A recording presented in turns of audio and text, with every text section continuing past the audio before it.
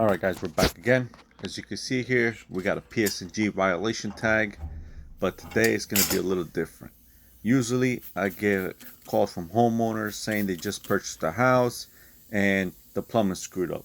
This one, the homeowner before purchasing the house was smart enough and called the plumber, and the plumber said, "I smell gas."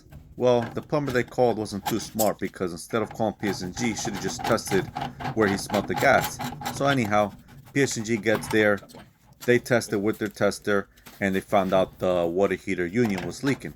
They tried to tighten it up, and it only made it worse. So they tagged it. Homeowner, well, future homeowner, called us since we had worked on the previous house, and once we got there, we detected it was leaking a lot. So we got to work. It was a quick, simple job. I started taking everything apart, as you can see here, and we're gonna replace the union and also the old gas valve. PSEG didn't tack the gas valve as it was leaking. I also sprayed it. It wasn't leaking, but I figured, hey, we got everything apart, might as well install a nice new gas valve. That way, when the homeowner has an issue or we need to replace this heater down the road, it's easy to shut off and they have less issues. So we got to it. Homeowner approved it. Well, the new homeowner that's going to purchase the house approved it, because the old one was like, it wasn't leaking before. Bullshit, it had to be leaking. It's just they didn't smell it and they were just waiting for the shit to blow up, get an insurance claim. But anyhow, we got here, like I said, we put the new union on there, and you can see me here replacing the gas valve.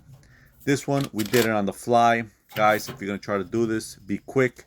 If not, you're just going to fill up the house with gas. But if you're nice and quick, have everything prepared, it'll be nice and simple. Loosen it up, take the old one off, plug it with your finger if you need to be, and then screw the new one on. So that's exactly what I did, and the basement already smelled like gas anyway, so I just made it a little more gas, that's all. So got the new gas valve in there.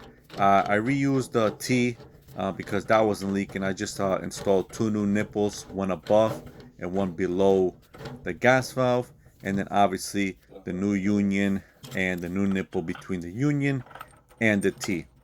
I use pipe dope. A lot of guys use Teflon. I don't like it. I'm not sure why. Just I don't feel like it's safe. It's safe, but I just don't like it. Period. I like pipe dope for gas, Teflon, and pipe dope for water lines. So anyhow, I installed the union. Once the union was installed, turned the gas valve on, released some more air into the basement. That way it can smell like air, gas, and make sure everything's good. I sprayed everything down, no bubbles, and we got a clean job. Homeowner's happy that the basement still smells like gas. But anyhow, there's no more leak. So we move on. Once we got that on, we're gonna light up the water heater. I'm crossing my fingers that it's gonna light up nice and quick, but sometimes we get headaches.